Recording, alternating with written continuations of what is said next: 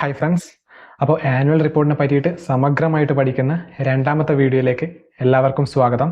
അപ്പോൾ ആദ്യത്തെ വീഡിയോ നിങ്ങൾ കണ്ടിട്ടില്ല എങ്കിൽ എന്താണ് ആനുവൽ റിപ്പോർട്ട്, അതുപോലെ തന്നെ നിങ്ങൾ അറിഞ്ഞിരിക്കേണ്ട വളരെ ബേസിക് ആയിട്ടുള്ള പല കാര്യങ്ങളും നമ്മൾ വീഡിയോ 1 ചെയ്തിട്ടുണ്ട്. അത് തീർച്ചയായിട്ടും നിങ്ങൾ കണ്ടതിന് ശേഷം മാത്രം ഈ വീഡിയോ കാണാൻ വേണ്ടി ശ്രമിക്കുക. കാരണം എങ്കിലേ നിങ്ങൾക്ക് കാര്യങ്ങൾ വ്യക്തമായിട്ട് മനസ്സിലാവുകയുള്ളൂ. അതിൻ്റെ ലിങ്ക് നമ്മൾ ഐ ബട്ടണിലും അതുപോലെ തന്നെ ഡിസ്ക്രിപ്ഷനിലും കൊടുക്കുന്നതായിരിക്കും. ഓക്കെ, അപ്പോൾ നമ്മൾ അധികം സമയം കളയാതെ ടോപ്പിക്കിലേക്ക് അടയ്ക്കുകയാണ്. Chapter 2 structure of an annual report. അതായത് ആനുവൽ റിപ്പോർട്ടിൻ്റെ സ്ട്രക്ചർ എങ്ങനെയാണ് എന്നുള്ളതാണ് ഇനി പറയുന്നത്. അപ്പോൾ അതിൽ ആദ്യം വരുന്നത് എന്താണ്? ചെയർമാൻസ് ലെറ്ററാണ് വരിക. അപ്പോൾ സ്ട്രക്ചർ ഓഫ് ആനുവൽ റിപ്പോർട്ടിൽ വളരെ ഇമ്പോർട്ടൻ്റ് ആയിട്ടുള്ള ഒരു ഏരിയയാണ് ചെയർമാൻസ് ലെറ്റർ എന്ന് പറയുന്നത്. അപ്പോൾ നേരത്തെ നിങ്ങൾ മുകേഷ് അംബാനിയുടെ പിക്ചർ കണ്ടു, അത് റിലയൻസിൻ്റെ ചെയർമാൻ എന്ന രീതിയിൽ നമ്മൾ ജസ്റ്റ് കൊടുത്തതാണ്. ഓക്കെ, അപ്പോൾ ചെയർമാൻസ് ലെറ്റർ എന്ന് പറഞ്ഞാൽ എന്താണ്, അല്ലെങ്കിൽ എന്താണ് നമുക്കത് കൃത്യമായിട്ട് പറഞ്ഞു തരുന്നത്? ഓക്കെ, എന്ത് അവബോധമാണ് നമുക്ക് അതിൽ നിന്ന് എടുക്കാൻ പറ്റുക എന്നുള്ളതാണ് ഇനി പറയുന്നത്. The chairmans letter gives A personal high level summary of the years performance challenges and vision. അതായത് വ്യക്തിപരമായിട്ടുള്ള സംഭവം, അതായത് ചെയർമാൻ്റെ വ്യക്തിപരമായിട്ടുള്ള സംഭവം, but high level summary of the years performance. അതായത് ഏറ്റവും സംഗ്രഹിച്ച, ഏറ്റവും വളരെ കൺസൈസ് ആയിട്ടുള്ള, അതായത് ഏറ്റവും പെർഫെക്റ്റ് ആയിട്ടുള്ള, അല്ലെങ്കിൽ എന്താ പറയുക, ഏറ്റവും പെർഫോമൻസ് ബേസ്ഡ്, കമ്പനിയുടെ പെർഫോമൻസ് ബേസ്ഡ് ഏറ്റവും ചുരുക്കിയിട്ട് വളരെ ഡീറ്റെയിൽഡ് ആയിട്ട് പറഞ്ഞു തരാൻ വേണ്ടിയിട്ട് നമ്മളുടെ ചെയർമാൻസ് മെസ്സേജിന് പറ്റും. ചലഞ്ചസ് ആൻഡ് വിഷൻസ്, അതായത് കമ്പനി ഫേസ് ചെയ്യുന്ന ചലഞ്ച്, വെല്ലുവിളികൾ എന്തൊക്കെയാണ്, അതുപോലെ തന്നെ കമ്പനിയുടെ ദീർഘവീക്ഷണം എങ്ങനെയാണ് എന്നുള്ള കാര്യങ്ങളൊക്കെ നിങ്ങൾക്ക് ഒറ്റ നോട്ടം അല്ലെങ്കിൽ ഒരു തിരനോട്ടത്തിൽ നിങ്ങൾക്ക് മനസ്സിലാക്കാൻ വേണ്ടിയിട്ട് ചെയർമാൻസ് ലെറ്റർ ഉപയോഗിക്കാം. ഓക്കെ, കംപ്ലീറ്റ് ആയിട്ട് 100% ഉപയോഗിക്കണം എന്നല്ല പറയുന്നത്. ജസ്റ്റ് നിങ്ങൾക്ക് കംപ്ലീറ്റ് ഒരു അവലോകനം ഈ ചെയർമാൻസ് ലെറ്റർ മാത്രം വായിക്കുന്നതിലൂടെ നിങ്ങൾക്ക് കിട്ടും. Okay, the chairman's letter give a personal high-level summary of the year's performance, challenges and vision. Smart readers analyze the language and themes for signs of optimism, caution or shifting direction. അതായത് നിങ്ങൾ അതുമാത്രം നോക്കരുത്, chairmans ലെറ്ററിനോടൊപ്പം തന്നെ നിങ്ങൾ നിങ്ങളുടെ knowledge വെച്ചിട്ട് annual റിപ്പോർട്ടിൽ മനസ്സിലാക്കിയ കാര്യങ്ങളും കൂടി സംഗ്രഹിച്ചുകൊണ്ട് നോക്കുകയാണെങ്കിൽ ചെയർമാൻ പറഞ്ഞതിൽ നിന്നും എന്തൊക്കെ വിരോധാഭാസമായിട്ട് കമ്പനിയുടെ റിയൽ ഫൈനാൻഷ്യൽ സ്റ്റേറ്റ്മെൻറ്റ്സിൽ നടന്നിട്ടുണ്ട്, അല്ലെങ്കിൽ ചെയർമാൻ പറഞ്ഞതിൽ ഭൂരിഭാഗവും ശരിയാണ് എങ്കിൽ ചെയർമാൻ എത്രത്തോളം ദീർഘവീക്ഷണവും, അതായത് ഒരു എന്താ പറയുക, കള്ളം എന്ന രീതിയിൽ പറയുന്നില്ല എന്നുള്ള കാര്യങ്ങളൊക്കെ നിങ്ങൾക്ക് മനസ്സിലാക്കാൻ വേണ്ടി പറ്റും അല്ലേ. ചില കമ്പനീസിൽ ഒരുപാട് ഹൈപ്പ് കൊടുത്തിട്ട് പ്രോഫിറ്റ്സ് കൂട്ടി വെക്കും. ചില ചെയർമാൻ്റെ റിപ്പോർട്ട് കാണുമ്പോൾ കമ്പനി വളരെ നല്ല രീതിക്ക് മാത്രമേ പെർഫോം ചെയ്യുന്നുള്ളൂ എന്നുള്ള കാര്യങ്ങളൊക്കെ പറയും. കമ്പനിയുടെ ചലഞ്ചുകളും വെല്ലുവിളികളും എടുത്ത് പറയാതെ നിൽക്കുന്ന പല ചെയർമാൻസും ഉണ്ട് എന്നുള്ള കാര്യം കൂടി നിങ്ങൾ മനസ്സിലാക്കുക. അതൊക്കെ നിങ്ങൾ കുറച്ച് നോളജബിൾ ആണെങ്കിൽ നിങ്ങൾക്ക് മനസ്സിലാക്കി എടുക്കേണ്ട കാര്യമാണ്. ഓക്കെ, ഇനി അടുത്തത് വരുന്നതാണ് വളരെ ഇമ്പോർട്ടൻ്റ് ആയിട്ടുള്ള സംഭവമാണ് മാനേജ്മെൻറ്റ് ഡിസ്കഷൻ ആൻഡ് അനാലിസിസ് എന്ന് പറയുന്നത്. മാനേജ്മെൻറ്റ് ഡിസ്കഷൻ ആൻഡ് അനാലിസിസ് അത്രത്തോളം ഇമ്പോർട്ടൻ്റ് ആയതുകൊണ്ടാണ് നമ്മൾ ഇത്രയും എഴുത്ത് ഇവിടെ കൊടുത്തിട്ടുള്ളത്. സോ നിങ്ങളിത് ജസ്റ്റ് സ്ക്രീൻഷോട്ട് എടുത്ത് വെക്കുക, അതുപോലെ തന്നെ ഇത് നന്നായിട്ട് വായിച്ച് നോക്കുക. വേണമെങ്കിൽ വീഡിയോ പോസ് ചെയ്തിട്ട് വായിച്ച് നോക്കി നിങ്ങൾ മനസ്സിലാക്കുക. കാരണം അത്രത്തോളം ഇമ്പോർട്ടൻ്റ് ആയിട്ടുള്ള ഏരിയ ആണ് മാനേജ്മെൻറ്റ് ഡിസ്കഷൻ ആൻഡ് അനാലിസിസ് എന്ന് പറയുന്നത്. നമ്മൾ ഇത് മാത്രമല്ല പറയുക, ഇതിന് ഓരോന്നിനെയും എടുത്തിട്ട് വളരെ ഡീറ്റെയിൽഡ് ആയിട്ട് പറയുന്നതായിരിക്കും. ഓക്കെ, നമ്മളുടെ ഈ പ്ലേലിസ്റ്റിലെ എല്ലാ കാര്യങ്ങളും കൃത്യമായിട്ടും ഉൾപ്പെടുത്തുന്നതായിരിക്കും.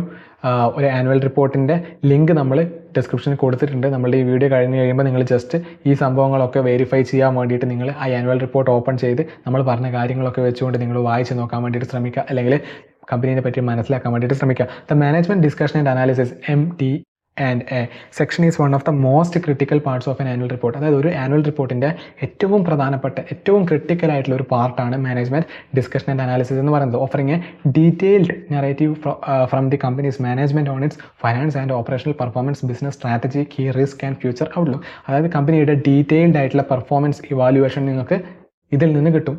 ഓക്കെ, എന്തിൽ? Management discussion and analysis. അതായത് കമ്പനിയുടെ ഫൈനാൻസ് ഡിപ്പാർട്ട്മെൻറ്റിൻ്റെ പ്രധാനപ്പെട്ട സംഭവം ഉണ്ടാവും. ഫൈനാൻഷ്യൽ സ്റ്റേറ്റ്മെൻറ്റ് അനാലിസിസ് നിങ്ങൾക്ക് മനസ്സിലാക്കാൻ പറ്റും. അതിൽ നിന്ന് അവർ അപകീർത്തിച്ചുകൊണ്ട് എന്തൊക്കെ കാര്യങ്ങളാണ് പറയുന്നതെന്ന് മനസ്സിലാക്കാൻ പറ്റും. It goes beyond numbers and tells A story behind the performance. അതായത് നമ്പർ മാത്രമല്ല, അതായത് കമ്പനിയുടെ നമ്പേഴ്സ് മാത്രമല്ല, ഈ നമ്പേഴ്സ് കഴിഞ്ഞ വർഷങ്ങളിൽ എങ്ങനെയായിരുന്നു, അല്ലെങ്കിൽ ഭാവിയിൽ ഇനി എങ്ങനെയാവാൻ പോകുന്നു എന്നുള്ള കാര്യങ്ങളൊക്കെ ചുരുക്കി പറഞ്ഞുകൊണ്ട് വളരെ വ്യക്തമായിട്ട് നിങ്ങൾക്ക് മനസ്സിലാക്കുന്ന രീതിയിൽ കമ്പനിയുടെ മെയിൻ ആളുകളുടെ ഏരിയയിൽ നിന്ന് വരുന്ന ഒരു എക്സ്പ്ലനേഷനാണ് മാനേജ്മെൻറ്റ് ഡിസ്കഷൻ ആൻഡ് അനാലിസിസ് എന്ന് പറയുന്നത്. Explain why revenue rose or fell. എന്തുകൊണ്ടാണ് റവന്യൂ കൂടിയത്, കമ്പനിക്ക് റവന്യൂ കൂടിയത് അല്ലെങ്കിൽ ഫെല്ലായത്, അഡ്വർടൈസ്മെൻറ്റ് എക്സ്പെൻസ് കൂട്ടിയിട്ടാണോ, ഇനി ഭാവിയിലും ഫെല്ലാവാനുള്ള സാധ്യതയുണ്ടോ എന്നുള്ള കാര്യങ്ങളൊക്കെ നിങ്ങൾക്ക് കൃത്യമായിട്ട് മനസ്സിലാക്കാൻ പറ്റും. അതുപോലെ തന്നെ എക്സ്റ്റേണൽ എൻവയോൺമെൻറ്റ് അല്ലെങ്കിൽ എക്സ്റ്റേണൽ ഘടകങ്ങൾ, ലൈക്ക് ഇൻഫ്ലേഷൻ അല്ലെങ്കിൽ കോമ്പറ്റീഷൻ ഇമ്പാക്റ്റ്, അതായത് പണപ്പെരുപ്പം പോലെയുള്ള പ്രശ്നങ്ങൾ എക്കണോമിയിൽ സംഭവിച്ചത് കൊണ്ടാണോ കമ്പനിക്ക് മോശമായിട്ടുള്ളൊരു അവസ്ഥ വന്നത്, അല്ലെങ്കിൽ ഒരുപാട് കോമ്പറ്റീറ്റേഴ്സ് കമ്പനിയിൽ വന്നത് കൊണ്ടാണോ കമ്പനിയുടെ ലാഭത്തിന് കുറവ് വന്നത് എന്നുള്ള കാര്യങ്ങളൊക്കെ മനസ്സിലാക്കാൻ വേണ്ടിയിട്ട് നിങ്ങൾക്ക് ഈ ഒരു സെക്ഷൻ ഉപയോഗിക്കാൻ വേണ്ടി പറ്റും. And what steps are taken to grow sustainably, സുസ്ഥിരമായിട്ട് കമ്പനി നിലനിർത്താൻ വേണ്ടിയിട്ട് എന്തൊക്കെ സ്റ്റെപ്പുകളാണ് കമ്പനിയുടെ മെയിൻ ആളുകൾ എടുത്തിട്ടുള്ളത് എന്നുള്ള കാര്യം ഇൻവെസ്റ്റേഴ്സിന് ബോധ്യപ്പെടുത്തി തരാനും ഈ ഏരിയ ഉപയോഗിക്കും. Okay, smart investors and analyst treat MD&A as an insiders lens, using it as assess management quality, strategic thinking, red flags like rising cost or declining margins, and whether the company is positioning itself well for the future. കമ്പനിയുടെ സുസ്ഥിരത നിലനിർത്തുന്നുണ്ടോ, ഭാവിയിൽ നല്ല രീതിക്ക് company perform ചെയ്യുമോ ഇല്ലയോ എന്നുള്ള കാര്യങ്ങളൊക്കെ നിങ്ങൾക്ക് ഈ ഒരു ഏരിയ തറവായിട്ട് വായിച്ചാൽ മനസ്സിലാക്കാൻ പറ്റും. നമ്മൾ ഈ പറയുന്നതൊക്കെ വളരെ ഇമ്പോർട്ടൻ്റ് ആയിട്ടുള്ള ആനുവൽ റിപ്പോർട്ടിൻ്റെ വളരെ ഇമ്പോർട്ടൻ്റ് ആയിട്ടുള്ള ഭാഗങ്ങളാണ്. ഓക്കെ, അടുത്തത് ഡയറക്ടേഴ്സ് റിപ്പോർട്ടാണ്. ഓക്കെ, അപ്പം ഡയറക്ടേഴ്സ് എന്ന് പറയുന്നത് ആരാണ് എന്നുള്ള കാര്യം നിങ്ങൾ ആദ്യമേ അറിഞ്ഞിരിക്കുക അല്ലേ. അപ്പം ഡയറക്ടേഴ്സ് എന്ന് പറഞ്ഞാൽ R elected board members who oversee the company's governance, strategy and compliance. Director എന്ന് പറഞ്ഞാൽ ഇപ്പോൾ ഷെയർ ഹോൾഡേഴ്സ് എലക്ട് ചെയ്യുന്ന ആളുകളുണ്ടാവും, വോട്ട് ചെയ്തിട്ട് എലക്ട് ചെയ്യുന്ന ആളുകളെയാണ് ഡയറക്ടർ എന്ന് പറയുന്നത്. അവരെ ബോർഡ് ഓഫ് ഡയറക്ടേഴ്സ് എന്ന് വിളിക്കും, BOD. അതിൽ അവരെ BODനെ ചെയർ ചെയ്യുന്നവരെയാണ് ചെയർമാൻ എന്ന് വിളിക്കുന്നത്. ഫോർ എക്സാമ്പിൾ പറയുക, റിലയൻസ് കമ്പനിയിൽ ഒരുപാട് ബോർഡ് ഓഫ് ഡയറക്ടേഴ്സ് ഉണ്ട്, ഒരുപാട് ഇൻഡിപെൻഡൻറ്റ് ഡയറക്ടർ ഉണ്ട്, എക്സിക്യൂട്ടീവ് ഡയറക്ടർ ഉണ്ട് അല്ലേ. അപ്പോൾ അങ്ങനെയുള്ള ഡയറക്ടറിൻ്റെ കൂടെ ഒരു ചെയർമാൻ എന്ന് പറയുന്ന ആളുണ്ടാവും, അവരാണ് ചെയർ ചെയ്യുക. അതായത് ഒരു കസേരയിൽ ഒരു മീറ്റിംഗ് കൂടുമ്പോൾ അവർ നടുക്കിരിക്കുന്ന ആളാണ് അവർ.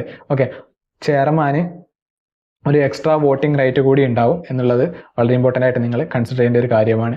Directors R elected board members who oversee the companies governance. അത് കമ്പനി എങ്ങനെയാണ് ഗവേൺ ചെയ്യുന്നത്, ഓക്കെ, കമ്പനി എങ്ങനെയാണ് ഗവേൺ ചെയ്യുന്നത്, അതുപോലെ തന്നെ കമ്പനിയുടെ സ്ട്രാറ്റജി, കമ്പനിയുടെ തന്ത്രങ്ങൾ, അല്ലെങ്കിൽ കമ്പനി ഏതൊക്കെ രീതിയിലാണ് പ്രോഫിറ്റ് ജനറേറ്റ് ചെയ്യാൻ ഭാവിയിൽ ശ്രമിക്കേണ്ടത് എന്നുള്ള കാര്യങ്ങളൊക്കെ നിർദ്ദേശിച്ച് കൊടുക്കലാണ് ബോർഡ് ഓഫ് ഡയറക്ടേഴ്സിൻ്റെ വളരെ പ്രധാനപ്പെട്ട ധർമ്മം എന്ന് പറയുന്നത്. അതുപോലെ തന്നെ കമ്പനി നിയമപരമായിട്ടുള്ള കാര്യങ്ങളൊക്കെ കൃത്യമായിട്ട് പാലിക്കുന്നുണ്ടോ എന്ന് നോക്കുന്നതും ഇവരുടെ വളരെ പ്രധാനപ്പെട്ട ഒരു ധർമ്മമാണ്. അപ്പം ഡയറക്ടേഴ്സ് തന്നെ ഒരുപാട് കമ്മിറ്റികൾ ഉണ്ടാവും ഡയറക്ടേഴ്സിന് അല്ലെ. ഓഡിറ്റിംഗ് കമ്മിറ്റി എന്ന് പറയുന്നുണ്ടാവും, കോമ്പൻസേഷൻ കമ്മിറ്റി ഉണ്ടാവും, അതുപോലെ ഒരുപാട് കമ്മിറ്റീസ് ഉണ്ടാവും. കോമ്പൻസേഷൻ കമ്മിറ്റിയാണ് മാനേജ്മെന്റിന് എത്ര അതായത് കമ്പനിയിൽ വളരെ പ്രധാനപ്പെട്ട എംപ്ലോയീസ് ആയ മാനേജ്മെന്റ് പീപ്പിളിന് എത്ര ശമ്പളം കൊടുക്കണം, കൂട്ടണോ കുറക്കണം, അവരുടെ സ്റ്റോക്ക് ബോണസ് എത്ര കൊടുക്കണം, അതുപോലെ തന്നെ സ്റ്റോക്ക് സ്പ്ലിറ്റ് ചെയ്യുമ്പോൾ അവർക്ക് എന്തെങ്കിലും ബെനിഫിറ്റ്സ് കിട്ടണോ വേണ്ടിയോ എന്നുള്ള കാര്യങ്ങളൊക്കെ നോക്കുന്നതും അവർ തന്നെയാണ്. ഓക്കെ, ഇനി അടുത്തത് provides a formal overview of the company's financials, key decisions,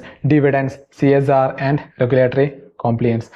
corporate social responsibility പോലെയുള്ള കാര്യങ്ങളൊക്കെ കൃത്യമായിട്ടാണ് കമ്പനി ചെയ്യുന്നത് എന്നുള്ള കാര്യങ്ങളൊക്കെ ഉറപ്പുവരുത്തലാണ് ഇവരുടെ പ്രധാനപ്പെട്ട ധർമ്മം. It is legally required and signals transparency, board accountability and future priorities to shareholders. അതായത് നിയമപരമായിട്ടും ഈ സംഭവം അത്യാവശ്യമാണ്. ബോർഡ് ഓഫ് ഡയറക്ടേഴ്സ് അതുപോലെ തന്നെ സുതാര്യത ഉറപ്പുവരുത്തുക, ഓക്കെ, ഷെയർ ഹോൾഡേഴ്സിൻ്റെ ഇൻട്രസ്റ്റ് ഉറപ്പുവരുത്തുക, ഇതൊക്കെയാണ് ബോർഡ് ഓഫ് ഡയറക്ടേഴ്സിൻ്റെ വളരെ പ്രധാനപ്പെട്ട ധർമ്മം എന്ന് പറയുന്നത്. Okay, and future priorities to share holders.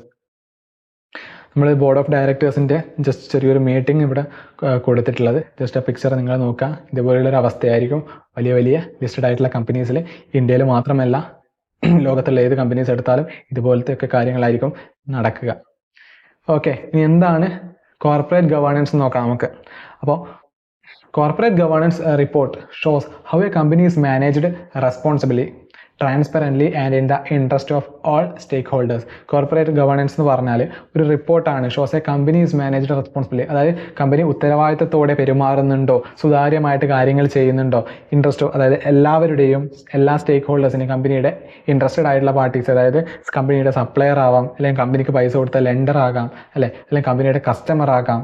Okay, അങ്ങനെ ഒരുപാട് പിന്നെ ബാങ്ക് ആവാം അല്ലേ, കമ്പനിയുടെ അക്കൗണ്ട്സ് കൈകാര്യം ചെയ്യുന്ന ബാങ്ക് ആവാം. അപ്പോൾ ഈ സ്റ്റേക്ക് ഹോൾഡേഴ്സിനെയൊക്കെ കൃത്യമായിട്ട് പരിഗണിച്ചു കൊണ്ടാണോ കമ്പനി പോകുന്നത് എന്നുള്ള കാര്യങ്ങളൊക്കെ ഉറപ്പുവരുത്തലാണ് ഈ കോർപ്പറേറ്റ് ഗവേണൻസ് കൊണ്ട് മെയിനായിട്ട് ഉദ്ദേശിക്കുന്നത്. ഇനി അടുത്ത് എന്താണ്, It covers board composition, independence meeting and key committee actions like audit risk assessment നടത്തുക, അതുപോലെ തന്നെ ഓഡിറ്റ് ചെയ്യുക, കൃത്യമായിട്ട് കമ്പനി ഓഡിറ്റ് ചെയ്യുന്നുണ്ടോ എന്നുള്ള കാര്യങ്ങളൊക്കെ ഉറപ്പുവരുത്തുക. ഓഡിറ്റ് കമ്മിറ്റിയുടെ വളരെ പ്രധാനപ്പെട്ട ഡ്യൂട്ടിയാണ് ഈ കാര്യങ്ങളൊക്കെ. ഇനി അടുത്ത് എന്താണ്, strong governance signals low fraud risk, ethical leadership and investor friendly practices. ഇനി അടുത്തത് സ്റ്റാൻഡ് അലോൺ ഫിനാൻഷ്യൽ സ്റ്റേറ്റ്മെൻ്റ് ആണ്. ഇതൊക്കെ വളരെ ഇമ്പോർട്ടൻ്റ് ആയിട്ടുള്ള ടേംസ് ആണ്. സോ നിങ്ങൾ ആനുവൽ റിപ്പോർട്ട് വായിക്കുമ്പം ഈ കാര്യങ്ങളൊക്കെ നിങ്ങൾക്ക് അതിൽ കാണാൻ വേണ്ടി പറ്റും. ജസ്റ്റ് നിങ്ങൾ ഇതൊക്കെ സെർച്ച് ചെയ്ത് നോക്കിയാൽ നിങ്ങൾക്ക് സ്റ്റാൻഡ് അലോൺ ഫിനാൻഷ്യൽ സ്റ്റേറ്റ്മെൻറ്റ് കാണാൻ പറ്റും. അതുപോലെ തന്നെ കൺസോളിഡേറ്റഡ് ഫിനാൻഷ്യൽ സ്റ്റേറ്റ്മെൻറ്റ് കാണാൻ പറ്റും. അതുപോലെ നോട്ട്സ് ടു അക്കൗണ്ട് പോലെയുള്ള വളരെ ഇമ്പോർട്ടൻ്റ് ആയിട്ടും നിങ്ങൾ അറിഞ്ഞിരിക്കേണ്ട കാര്യങ്ങളൊക്കെ കാണാൻ വേണ്ടി പറ്റും. ഓക്കെ, എന്താണ് സ്റ്റാൻഡ് അലോൺ ഫിനാൻഷ്യൽ സ്റ്റേറ്റ്മെൻറ്റ് എന്ന് പറഞ്ഞാൽ? This shows the financial position of the parent company alone without including its subsidiaries. അതായത് ഒരു കമ്പനി എന്ന് പറയുമ്പോൾ വലിയ ലിസ്റ്റഡ് ആയിട്ടുള്ള കമ്പനി എന്ന് പറയുമ്പോൾ ഏകദേശം അവർക്ക് ഒരു കമ്പനി മാത്രമല്ല, അവരുടെ മെയിൻ കമ്പനി മാത്രമല്ല ഉണ്ടാവുക, അവർക്ക് ഒരുപാട് കമ്പനീസ് ഉണ്ടാവും, അണ്ടറിൽ ഒരുപാട് കമ്പനീസ് ഉണ്ടാവും. ഇപ്പം നമ്മൾ നേരത്തെ റിലയൻസിൻ്റെ കേസ് സംസാരിച്ച പോലെ തന്നെ ഇപ്പോൾ റിലയൻസ് ഇൻഡസ്ട്രീസ് ലിമിറ്റഡിൻ്റെ അണ്ടറിലാണ് ജിയോ ഫൈനാൻസ് ആയാലും അല്ലെങ്കിൽ ജിയോ സർവീസ് പോലെയുള്ള നമ്മളെല്ലാം ഉപയോഗിക്കുന്ന സിം ഒക്കെ വരുന്നത് അല്ലേ. അപ്പോൾ അത് ജിയോ എന്ന് പറയുന്നത് റിലയൻസിൻ്റെ സബ്സിഡറി ആണ് എന്ന് നമുക്ക് വേണമെങ്കിൽ പറയാം. അതുപോലെ തന്നെ മറ്റ് പല ടാറ്റ മോട്ടോഴ്സിൻ്റെ കേസിലൊക്കെ നമ്മൾ കണ്ടില്ലേ, ഇപ്പോൾ ജാഗ്വർ ലാൻഡ് റോവർ എന്നൊക്കെ പറയുന്നത് ടാറ്റ മോട്ടോഴ്സിൻ്റെ സബ്സിഡറി ആയിട്ട് നമുക്ക് കാണാൻ പറ്റും. ഓക്കെ, ഇനി അടുത്ത് എന്താണ്?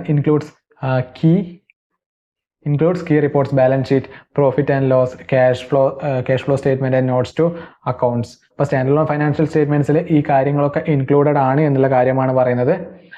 സ്റ്റാൻഡ് അലോൺ ഫൈനാൻഷ്യൽ സ്റ്റേറ്റ്മെൻറ്റ് എന്ന് പറഞ്ഞാൽ പാരൻറ്റ് കമ്പനിയുടെ ഡീറ്റെയിൽസ് ആണ് ഉണ്ടാവുക. കൺസോളിഡേറ്റഡ് ഫൈനാൻഷ്യൽ സ്റ്റേറ്റ്മെൻറ്റ് ആകുമ്പോഴാണ് അതിൻ്റെ സബ്സിഡറീസിൻ്റെ ഫൈനാൻഷ്യൽ സ്റ്റേറ്റ്മെൻറ്റ്സും മറ്റ് കാര്യങ്ങളൊക്കെ വരിക. അവരുടെ സബ്സിഡറീസിൻ്റെ ബാലൻസ് ഷീറ്റും പ്രോഫിറ്റ് ആൻഡ് ലോസും ക്യാഷ് ഫ്ലോ സ്റ്റേറ്റ്മെൻറ്റും ഇതൊക്കെ ഇൻക്ലൂഡഡ് ആവുന്നത് കൺസോളിഡേറ്റഡ് ആണ്. സോ നിങ്ങൾ കൂടുതൽ പ്രാധാന്യം കൊടുക്കേണ്ടത് കൺസോളിഡേറ്റഡ് ഫൈനാൻഷ്യൽ സ്റ്റേറ്റ്മെൻറ്റ് തന്നെയാണ്. സ്റ്റാൻഡ് അലോൺ ചിലപ്പം കൂടിയിട്ടും കൺസോളിഡേറ്റഡ് ചിലപ്പം കുറഞ്ഞിട്ടും പലതവണ നിങ്ങൾക്ക് ചിലപ്പോൾ കാണാൻ വേണ്ടി പറ്റിയിട്ടുണ്ടാവും. Okay, investors use it to assess core business health independent of group performance. Okay, ഇനി കൺസോളിഡേറ്റഡ് ഫൈനാൻഷ്യൽ സ്റ്റേറ്റ്മെന്റ് ആണ് പറയുന്നത്. വളരെ ഇമ്പോർട്ടൻ്റ് ആണ്.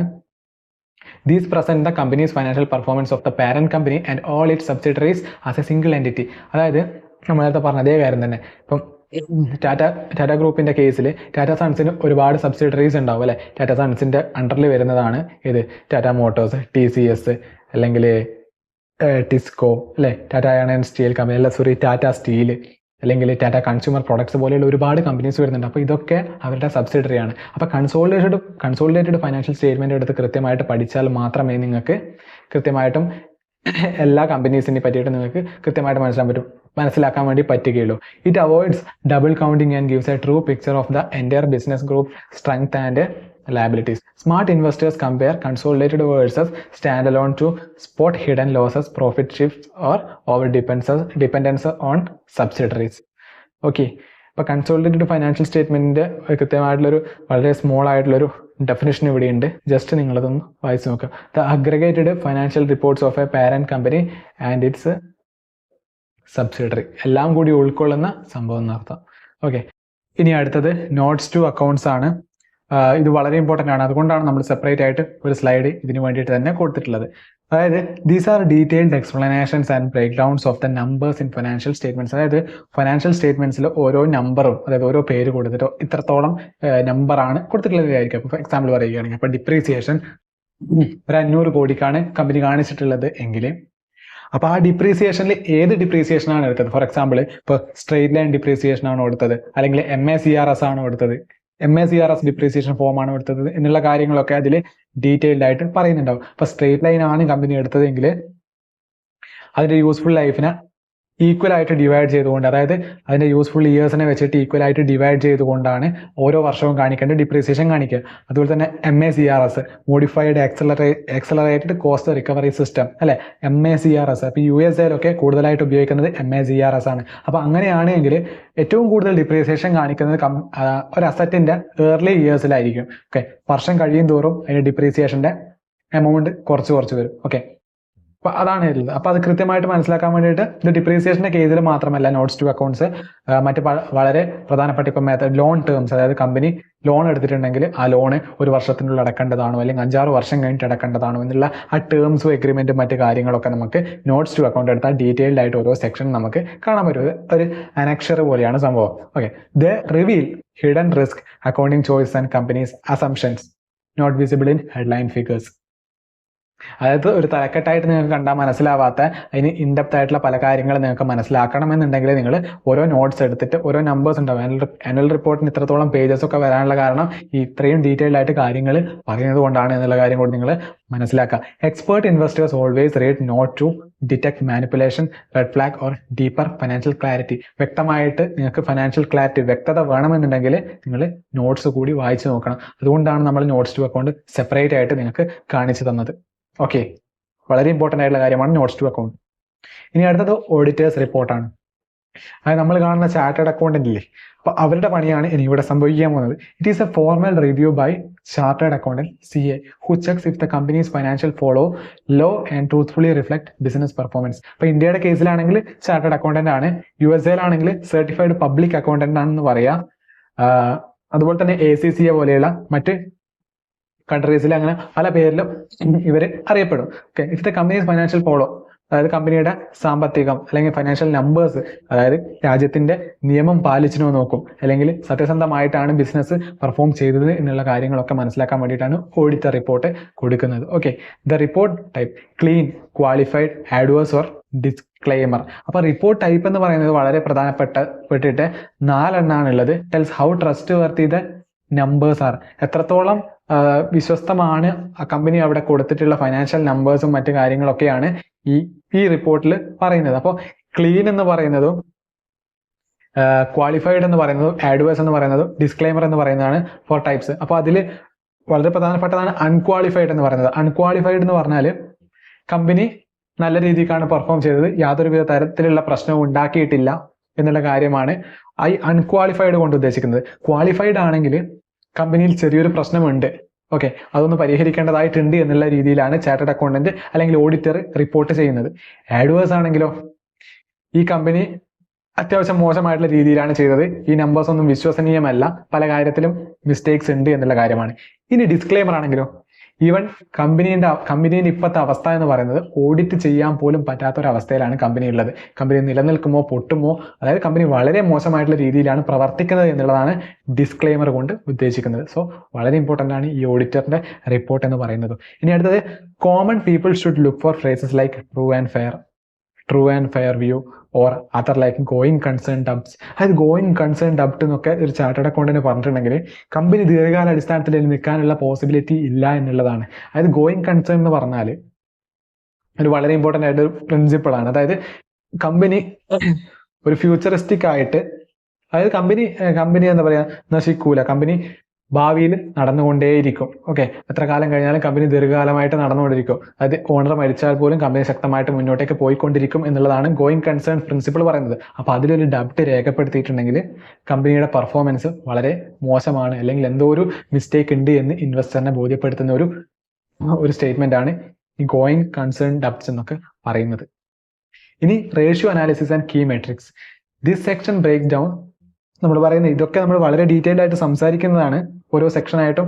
ഓക്കെ, അപ്പം this section down profitability, liquidity, solvency and efficiency ratios like return on equity, current ratio and ഡെപ്റ്റ് to equity. അപ്പോൾ ഒരുപാട് റേഷ്യോസിനെ പറ്റിയിട്ട് നമ്മൾ ഓൾറെഡി ഒരു വീഡിയോ ചെയ്തിട്ടുണ്ട്. അപ്പോൾ ഇതിനെ പറ്റിയിട്ട് നമ്മൾ അധികം സംസാരിക്കേണ്ട ആവശ്യം തന്നെ ഒന്നുമില്ല, കാരണം നമ്മൾ വളരെ ഡീറ്റെയിൽ ആയിട്ട് വളരെ പ്രധാനപ്പെട്ട 8 റേഷ്യോസിനെ പറ്റിയിട്ട് നമ്മൾ ഓൾറെഡി സംസാരിച്ചതാണ്. ആ വീഡിയോ നിങ്ങൾ കണ്ടിട്ടില്ലെങ്കിൽ തീർച്ചയായിട്ടും അത് കാണുക. It helps the beginner and pros quickly judge how strong, risky or efficient company's financially. അതുപോലെ തന്നെ യൂസ് ട്രെൻഡ് കമ്പാരിസൺ. അത് നിങ്ങളൊരു ഒരു കമ്പനിയുടെ ട്രെൻഡ് പഠിക്കുമ്പോൾ, കഴിഞ്ഞ 3 വർഷത്തെ അല്ലെങ്കിൽ കഴിഞ്ഞ 5 വർഷത്തെ ട്രെൻഡ് പഠിക്കുമ്പോൾ, to detect hidden strength, declining health or manipulation. അതായത് കമ്പനിക്ക് എന്തെങ്കിലും പ്രോബ്ലം ഉണ്ടോ, അല്ലെങ്കിൽ കമ്പനിയുടെ പ്രോഫിറ്റ് കുറയുന്നുണ്ടോ, അല്ലെങ്കിൽ കമ്പനിയുടെ അസറ്റ്സ് കൂടുന്നുണ്ടോ, കറണ്ട് അസറ്റ്സ് കൂടുന്നുണ്ടോ കുറയുന്നുണ്ടോ, അങ്ങനെയുള്ള പല കാര്യങ്ങളും നമുക്ക് മനസ്സിലാക്കാൻ വേണ്ടി പറ്റും കമ്പാരിറ്റീവ് സ്റ്റേറ്റ്മെന്റ് അനാലിസിസ് പഠിക്കുന്നതിലൂടെ. അപ്പോൾ കമ്പാരിറ്റീവ് സ്റ്റേറ്റ്മെന്റ് അനാലിസിസ് എന്ന് പറഞ്ഞാൽ 2 കമ്പനീനെ കമ്പാരിറ്റീവ് സ്റ്റേറ്റ്മെന്റ് അനാലിസിസ് ചെയ്യുന്നത് മെയിൻലി 2 തരത്തിലുണ്ട്. ഒന്ന് ഹൊറിസോണ്ടലും ഉണ്ട്, വെർട്ടിക്കൽ അനാലിസിസും ഉണ്ട്. ഹൊറിസോണ്ടൽ അല്ലെങ്കിൽ ട്രെൻഡ് അനാലിസിസ്, വെർട്ടിക്കൽ അനാലിസിസ് അല്ലെങ്കിൽ കോമൺ സൈസ് അനാലിസിസ് എന്ന് പറയും. ഓക്കെ, അതിനെ പറ്റിയിട്ടൊക്കെ നമ്മൾ വളരെ ഡീറ്റെയിൽഡ് ആയിട്ട് ഈ പ്ലേ ലിസ്റ്റിൽ സംസാരിക്കും. സോ നിങ്ങൾ വീഡിയോ സ്കിപ്പ് ചെയ്യാതെ, അതായത് അടുത്ത് വരുന്ന വീഡിയോസ് ഒന്നും സ്കിപ്പ് ചെയ്യാതെ നിങ്ങൾക്ക് എന്തായാലും കാണുക. ഓക്കെ, ഇത് അനലൈസ് ചെയ്ത ഡാറ്റാസും ഗ്രാഫും മറ്റു പല കാര്യങ്ങളാണ് ജസ്റ്റ് ഒരു പിക്ടോറിയൽ റെപ്രസെൻറ്റേഷന് വേണ്ടി കൊടുത്തതെന്ന് മാത്രം. ഇനി അടുത്തത് CSRും ESG and sustainability session. Corporate social responsibility. Okay, environmental social governance വളരെ ഇമ്പോർട്ടൻ്റ് ആണ്. CSR എന്ന് പറഞ്ഞാൽ എന്താണ്? Shows how the companies give back education, environment, health care etcetera as required under companies act. ഇന്ത്യയിൽ കമ്പനീസ് ആക്ട് പറയുന്നത് okay കൃത്യമായിട്ടും പറയുന്നുണ്ട്. Company സമൂഹത്തിലാണ് പ്രവർത്തിക്കുന്നത്, അതുകൊണ്ട് തന്നെ കമ്പനി ഉണ്ടാക്കുന്ന പ്രോഫിറ്റിന്റെ ഒരു ഭാഗം കമ്പനി സമൂഹത്തിന് കൊടുക്കണം എന്നുള്ളതാണ് കോർപ്പറേറ്റ് സോഷ്യൽ റെസ്പോൺസിബിലിറ്റിയിൽ പറയുന്നത്.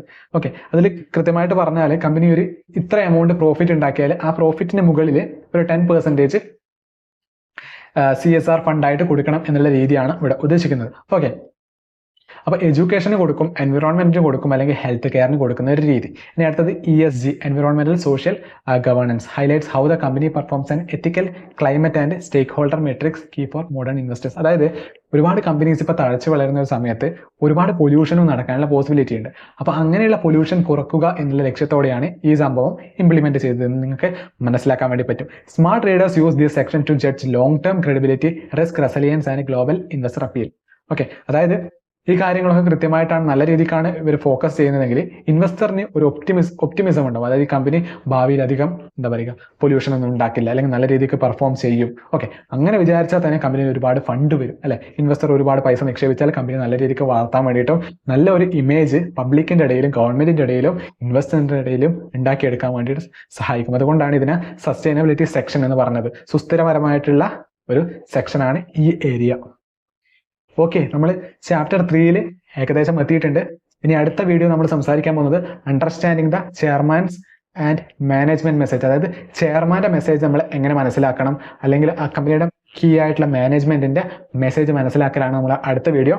ഓക്കെ, നിങ്ങൾ ഈ വീഡിയോ കംപ്ലീറ്റ് ആയിട്ട് കണ്ടിട്ടുണ്ടെങ്കിൽ വളരെയധികം നന്ദിയുണ്ട്. അപ്പോൾ വീഡിയോ ഇഷ്ടമായിട്ടുണ്ടെങ്കിൽ തീർച്ചയായിട്ടും നിങ്ങൾ ലൈക്ക് ചെയ്യണം, അതുപോലെ തന്നെ ഷെയർ ചെയ്യണം, സബ്സ്ക്രൈബ് ചെയ്യണം. ഇതിൽ നിന്ന് എന്തെങ്കിലും ഒരു വാല്യൂ നിങ്ങൾക്ക് കിട്ടിയിട്ടുണ്ടെങ്കിൽ ദയവേത് നിങ്ങൾ എന്തെങ്കിലും കമന്റ് ആയിട്ട് അറിയിക്കുക. ഓക്കെ, അപ്പോൾ നിങ്ങളുടെ ഷെയർ മാർക്കറ്റ് റിലേറ്റഡ് ആയിട്ടുള്ള ഫ്രണ്ട്സോ റിലേറ്റീവ്സോ ആരെങ്കിലും ഉണ്ടെങ്കിൽ തീർച്ചയായിട്ടും ഈ വീഡിയോ അയച്ചു കൊടുക്കുക. അവർക്ക് ഒരുപാട് ഇൻഫോർമേറ്റീവ് ആയിട്ടുള്ള വീഡിയോ ആയിരിക്കും ഇത്. ഓക്കെ, അപ്പോൾ വീഡിയോ കണ്ടതിന് എന്തായാലും വളരെയധികം നന്ദിയുണ്ട്. അടുത്ത വീഡിയോയിൽ കാണുന്നതുവരെ നന്ദി, നമസ്കാരം.